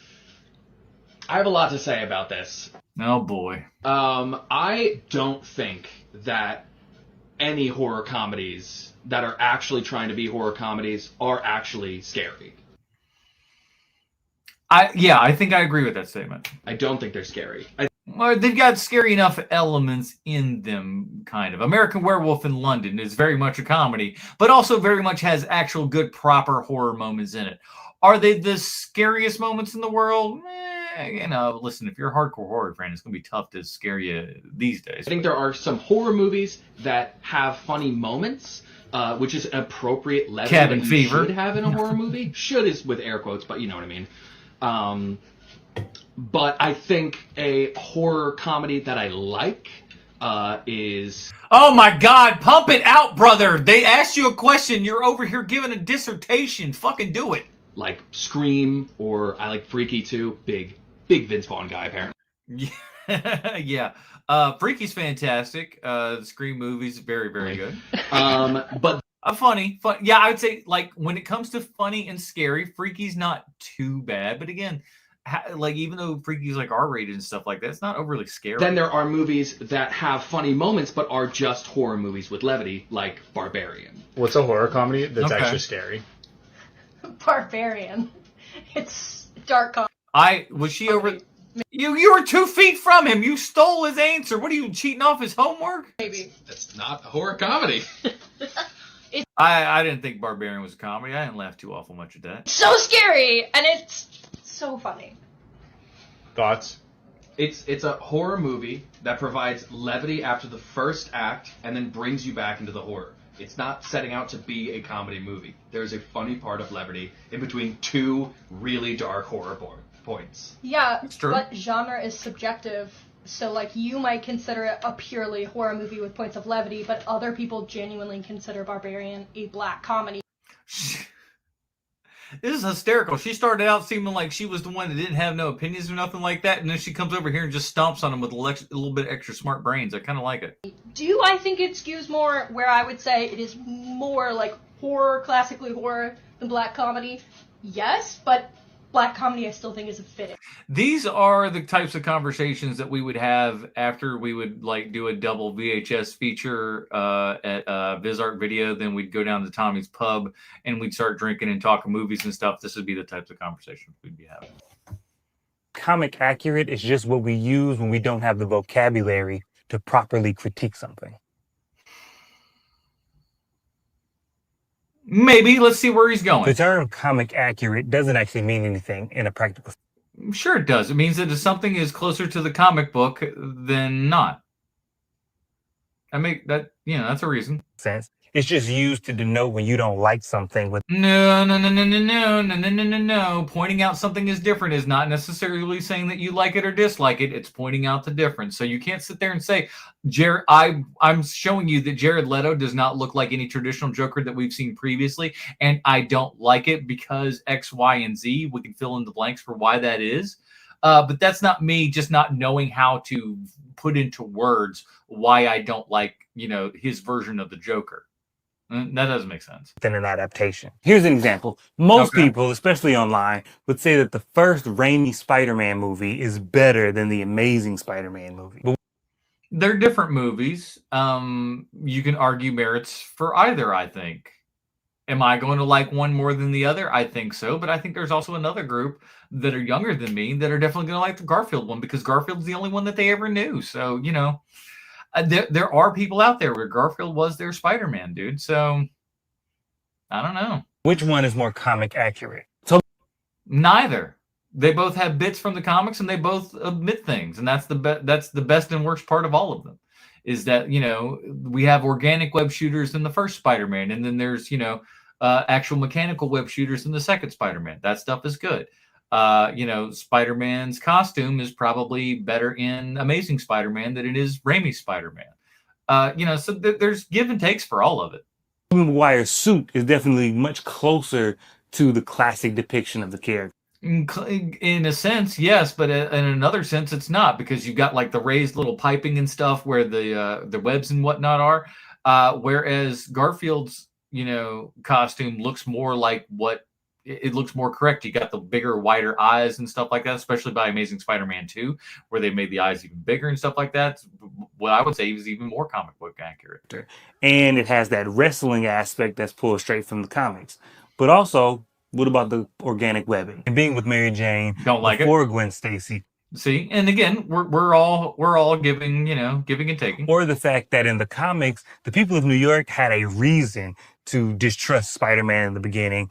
Because he sold crack to the kids in the neighborhood. They don't tell you about that, but the 60s were different. But in the movie, J. Jonah Jameson doesn't like him just because he wears a mask. And he's black. Think about whenever they announce they're going to make a new superhero movie. You rarely hear, oh, I hope the character goes on this emotional journey or deals with these themes. It starts here. You haven't been listening to HMP for a decade, because we beg for stuff like that. We want things like that to happen, as well as all the cool action things. We want actual character stuff to happen. And has an internal growth and ends up here. You much more commonly hear, oh, I hope the girl with big boob come out. Adapt this story or this arc or this graphic novel. But we would never accept such things from a comic book. If Brian Michael Bendis said that he was doing Superman again, but then we read it and it's a page for page copy and paste of the death of Superman, we would be like, first of all, Brian Michael Bendis would make that a 5-year affair. Thank you very much.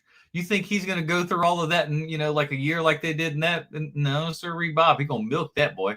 We didn't have Spider-Man in Spider-Man's costume in Ultimate Spider-Man till issue 14 or something like that. It was a high-ass number, dude. It looks great, but what are we doing here? And that's why I say, well, that's why I say bloop bloop. Sorry, pal. I mean, it's your Crypto TikTok, not was mine. the worst. Hold on.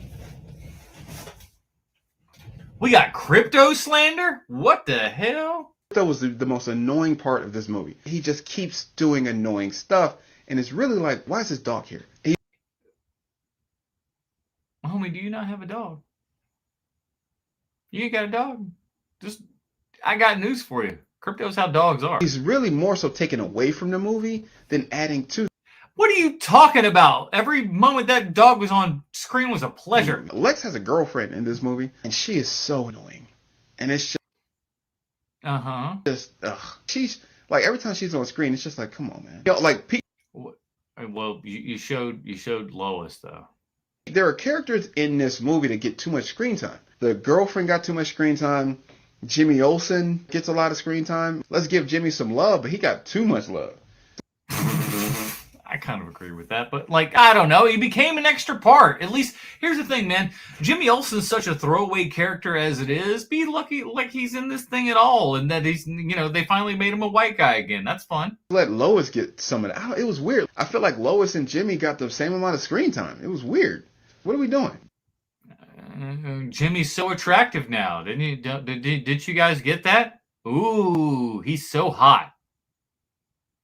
Y'all on the drugs, man. Did y'all see the Freaky Friday popcorn buckets yet?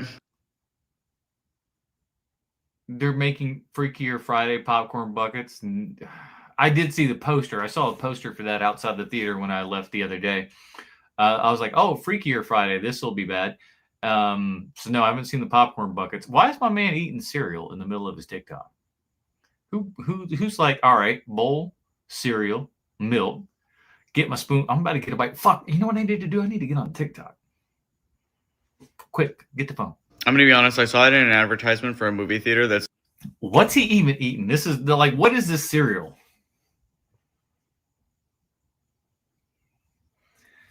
Is my man eating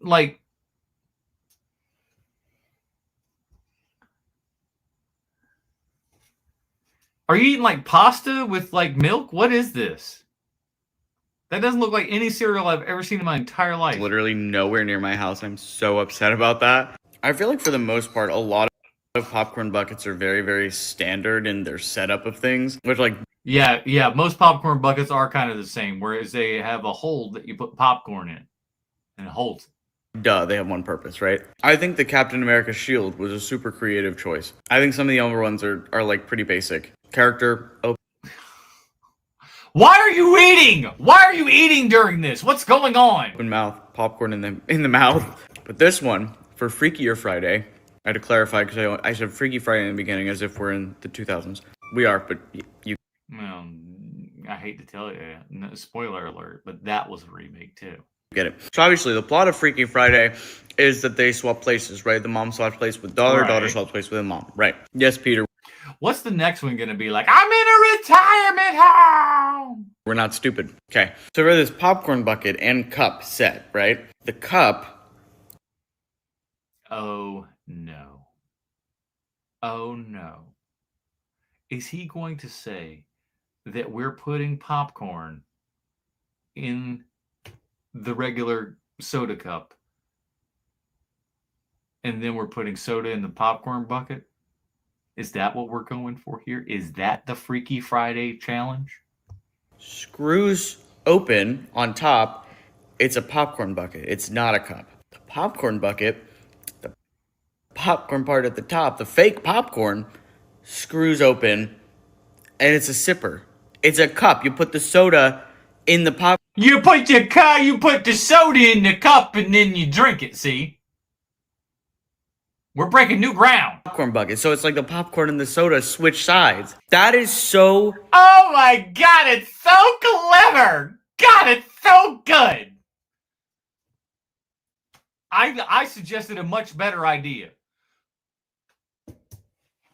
Incredibly genius. And it's at a movie theater that doesn't exist near me.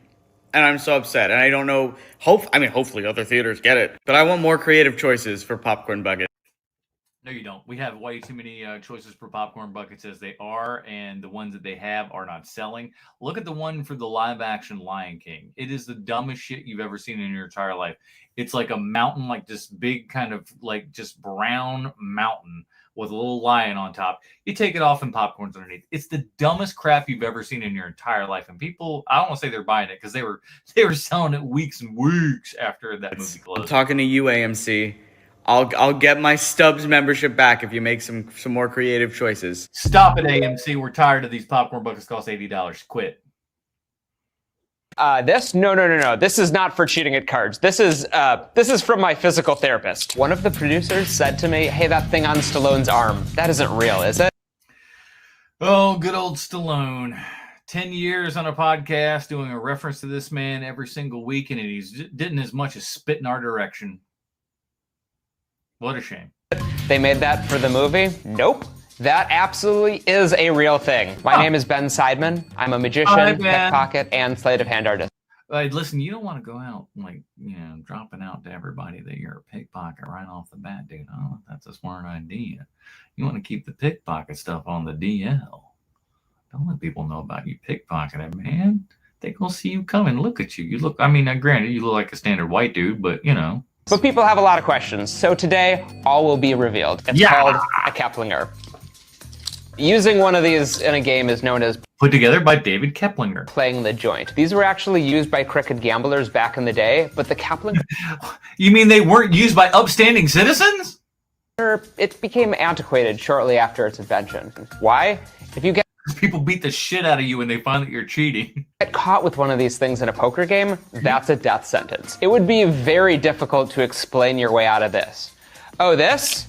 Yeah, this? No. This is not for cheating at cards. This is from my physical therapist. That's my insulin pump. What are you talking about? Is anyone buying this?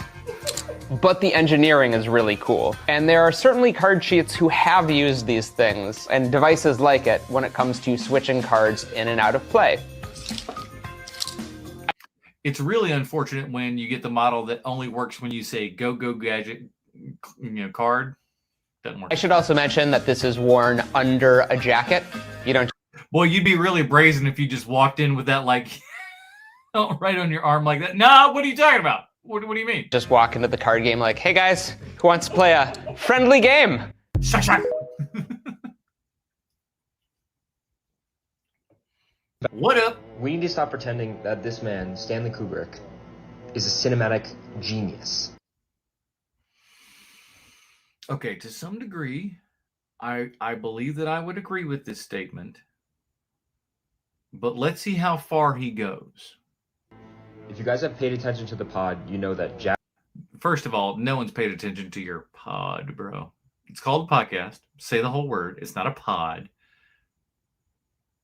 And like, listen, I love how they just like, hey, man, you've been listening to it. I know you have. I don't listen. No one's listening to my show, and I don't go claiming around that people have been. Jagger and Schnapp absolutely love Kubrick. Christian also likes him. Oh, so now we're meeting his other members of his podcast that we don't see. Okay. Me and Chase, not so much. So far, I've seen Eyes Wide Shut and Barry Lyndon and absolutely hated. My man, you've only seen 2 movies! You've only seen 2 Kubrick films, and frankly, let's be honest, you saw the 2 most boring ones. My brother in Christ. Oh man, you know, I went into McDonald's there, and all I got was the fish fillet. Go in for a burger, you dummy. Why would you go in and get like let's start with his least accessible stuff. Both of them. Everyone raves about the natural light in Barry Lyndon. Yeah, I can tell it's natural light. You can't see shit. You just got a bad TV, homie. The way it looks is one thing. Whatever. Whatever, but I was bored. This movie is like walking through a museum for 3 hours. It is so boring. And God knows you don't want to get no culture up in you, man. Get that out of here, man. They got no place here, man. Get your culture out of my face. The story is not appealing. It doesn't grab you. It's not good. Okay. Don't even get me started on... Don't even get me started. Don't get me started on Eyes Wide Shut. There are so many people having intercourse in this movie, and it is unprotected. It is all over the place, and none of these couches have any kind of protective material on them. That is disgusting. Eyes Wide Shut. This movie is literally... What is with this carpet? Literally Tom Cruise walking around the city for a whole night, and then... He's not wrong, though. That shit's true. That is the movie. And just walks into some cult of sex. Probably one of my least favorite movies ever. No, listen, I don't disagree. I don't particularly like Eyes Wide Shut. I'm always confounded by the people that do like Eyes Wide Shut. Let me know why you do, because it's confusing to me. Well, we're going on to The Shining here, and some people know my opinions about this, but we'll find them out here soon. The boys want me to give The Shining a chance, but I don't know. What do you guys think? Okay, first of all, I think The Shining should have been the thing that you saw first, because of the things that you are more apt to like. That's going to be it. I think you're going to find 2001: A Space Odyssey to be boring. I don't think you're going to like that. I think you would probably really enjoy Clockwork Orange, because, like, again, if this guy's in his 20s, just by looking at him, you should have been into this shit by now. I'm going to be straight with you. You should have been into Kubrick by this point. Once you get to like 12, 13, you should be starting to dig into that Kubrick area. And if you're not, like, at least as a dude, I don't know what's wrong with you. You need to get on that. And so I'm glad that he's at least going down that avenue. That's a good thing. But you're going about it wrong. So I would tell him to start out with Clockwork Orange. Clockwork Orange will probably be right up his alley. He'll probably dig that. After that, I would probably go The Shining, because he would probably like that second most. After that, Full Metal Jacket. He'll get through, like everyone, he'll get through the first half of Full Metal Jacket. He'll get the second half fall apart and then just be like, oh, this movie's boring. And again, wouldn't necessarily be wrong there either. then Paths of Glory, then you can stray off the path a little bit and go to Paths of Glory, right? And then go like, oh shit, he does something that's like way different than what Kubrick would normally do. Then go into like your 2001: A Space Odyssey, because it's going to take a little bit for you to get used to, because like you saw in Barry Lyndon, this one's going to be longer, this is going to be slower, it's a little bit more, of a thing to get through. But if indeed you can pull it off, see 2001: A Space Odyssey on the big screen, everybody, where you can't leave. Until the intermission, of course.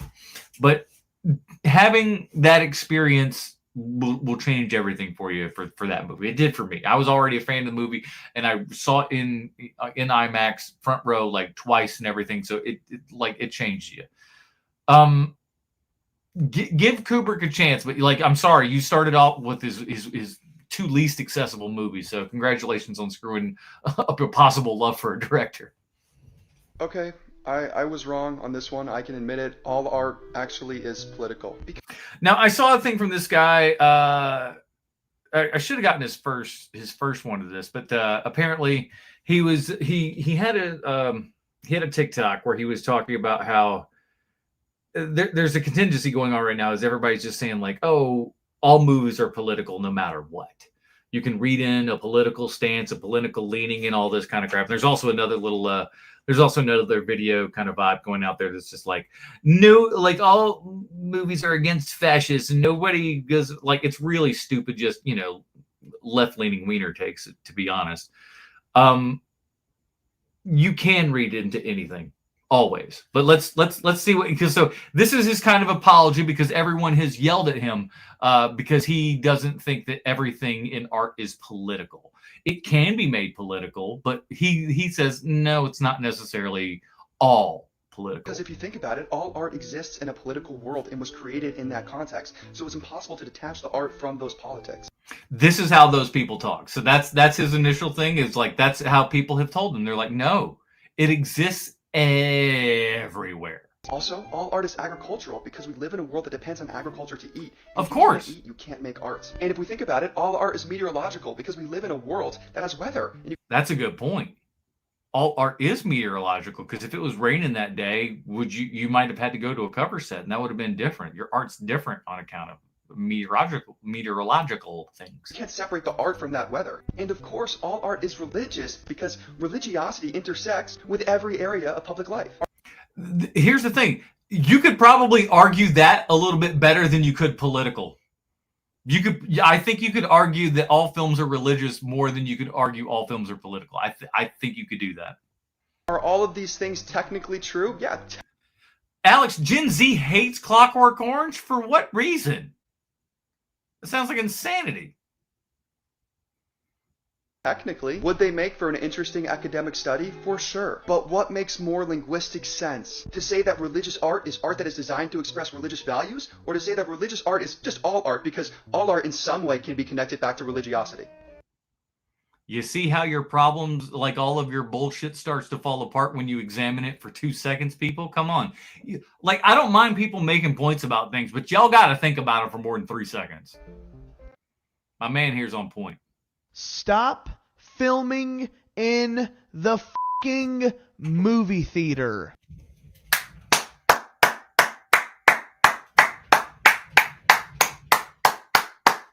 Correct! I am also tired of seeing this bullshit on TikTok where it's just like, here's this during the movie, this during... Motherfucker, put your shit away. You are the reason that we have a bad time when we go out to the movies, because we're sitting back in a row and we're seeing a little light flicker up and down because you want to be cutesy for the gram later. Screw you, people. Put your shit away and start acting like adults. The amount of clips I'm seeing on the internet of Superman, which is wonderful, by the way, is astounding and obnoxious as f***.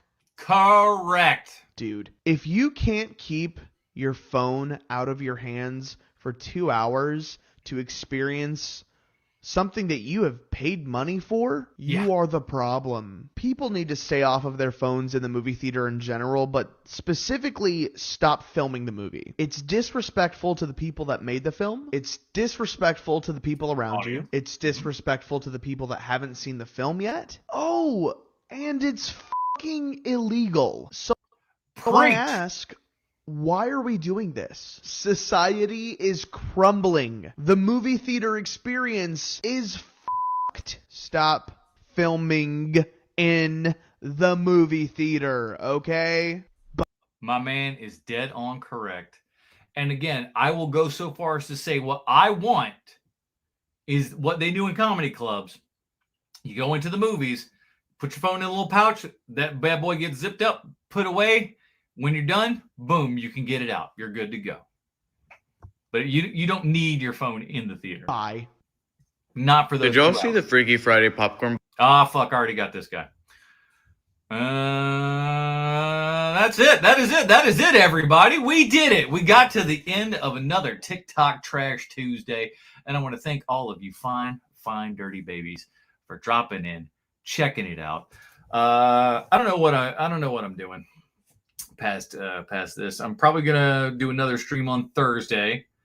I still need to get some stuff together because I haven't filmed any of the things for my. Well, not gonna say any of the things because I filmed some stuff, but I need to get on my subwoofer review at this point. It's a lot of it's real work, and I don't like real work. I like fake bullshit work, like this, where I can go around and make a bunch of dumb comments on other people's things and juice them for all their worth and everything. So that's what I'm doing.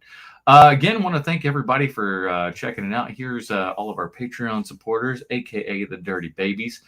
We love all these guys, and they come by and they've appreciated the things that we do. And they say, hey, here's a little bit of compensation for you.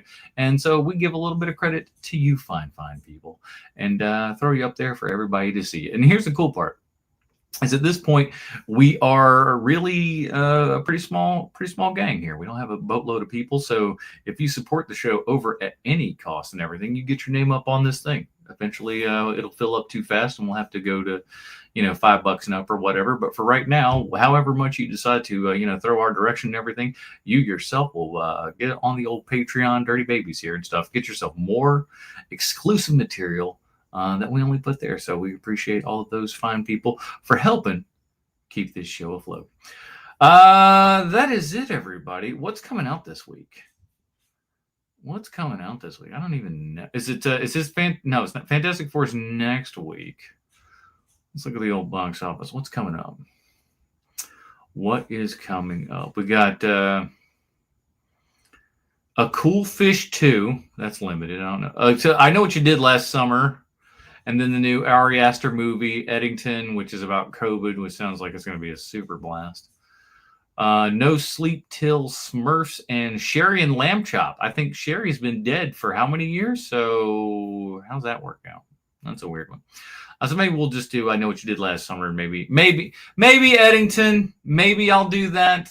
The biggest thing with that is that it's just like, I don't know, man. Do I want to see another movie with fucking Pedro Pascal in it? Is Pedro Pascal in that one? He's in everything, so I only go so far as to assume that he's going to be in that flick as well. Let me look at it real fast. I think he is.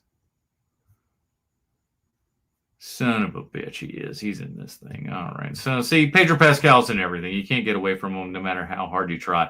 What dirt does he have on somebody? That's what I want to know. David he's got to have something on somebody. All right, everybody, that is it. Again, thank you guys for hanging out here. I got to head to the gym and burn off a couple more calories for the night. So we shall see you next time, everybody. Adios.